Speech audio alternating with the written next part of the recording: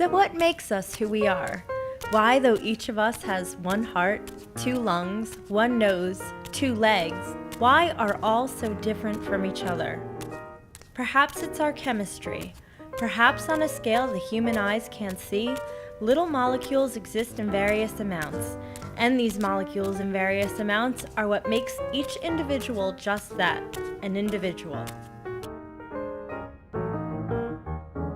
Many factors make us who we are. Everyone is familiar with the age-old argument of nature versus nurture. Our personalities, are they genetic or manufactured by our environment? It's both. Our genes begin the process by creating the foundation that everything else will build upon. Imagine tractors tilling the soil and preparing it for growth. Next, our personalities shape the land, like growing trees and building houses shape the land. So for the first decade of our lives, our brain is nurtured into a quaint little neighborhood, ready to house our thoughts and grow with the things we learn. But then puberty hits, and our hormones rage like a hurricane. Our brains naturally adapt, however, in some cases, maladapt. So what exactly do we mean by maladapt? Does nature take a wrong turn somewhere? It's not so much that nature goes wrong, but rather modifies things for our survival. One factor largely responsible for altering our minds and our bodies is stress. Stress can be very damaging. If stress lingers indefinitely, it is called chronic, inescapable stress. Chronic stress may come from abuse or low self-esteem. So when the body is stressed, it starts to produce certain substances that will help balance itself out.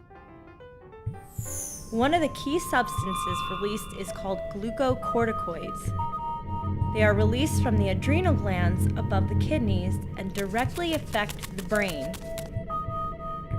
Glucocorticoids seem to appear almost immediately in the presence of a stressor. They are interesting because they do not linger for long, however, are potent chemicals in shaping the brain landscape. Rather than using a tractor to prepare the land, it's more like using a jackhammer. How these glucocorticoids work in the addiction equation is this. It is believed that these glucocorticoids make the nucleus accumbens sensitive to dopamine. A nucleus accumbens that is sensitive to dopamine is more likely to release high levels of dopamine easily. Dopamine is a necessary substance for our survival, but like most things, must exist in moderation. So what is dopamine? Dopamine is a neurotransmitter found in the reward pathway of the brain that is directly connected to the pleasure centers. Dopamine is also responsible for driving the primitive survival mechanisms and is particularly important when it comes to motivation and feeling good. So dopamine translates our bodily needs into physical action.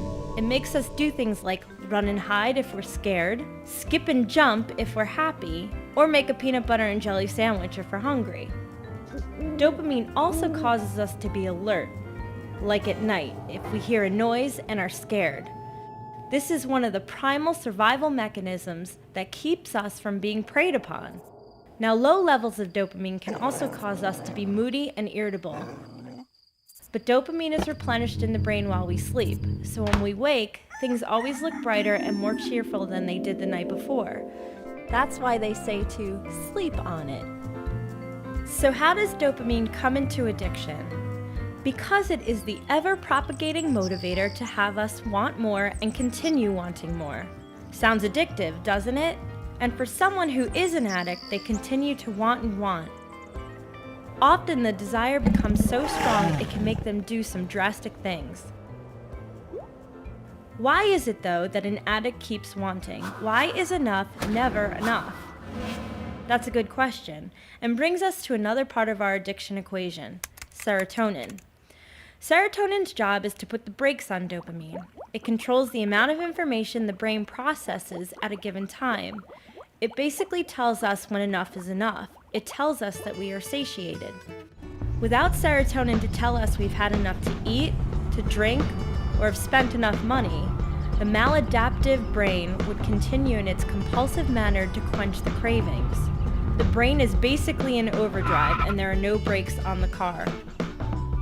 Serotonin sounds good where dopamine sounds bad. Such is not the case, however. Without dopamine to remind us that we're hungry, thirsty, or scared, humans would have never made it into existence. Dopamine's purpose is for survival, so craving can be good. The problem happens when our wires get crossed and our maladaptive brains get confused on what to crave. Here is a good example. Take Mr. Blue and Mr. Red.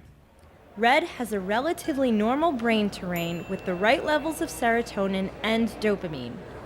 Blue, on the other hand, is an addict. He has a nucleus accumbens hypersensitive to dopamine and low baseline serotonin levels. The two crave an ice-cold beer after work. At this point, both are craving in exactly the same way. The difference we see is after each gets what they want. Blue, with low serotonin, never feels satiated. So even when he has beer after beer, there is not enough serotonin to tell him he has had enough. On the other hand, Red wanted one beer and one beer was enough. He had enough serotonin to make him feel satiated. The conclusion here, based on neurological and clinical research, is that a brain with a nucleus accumbens hypersensitive to dopamine plus low baseline serotonin levels equals addiction.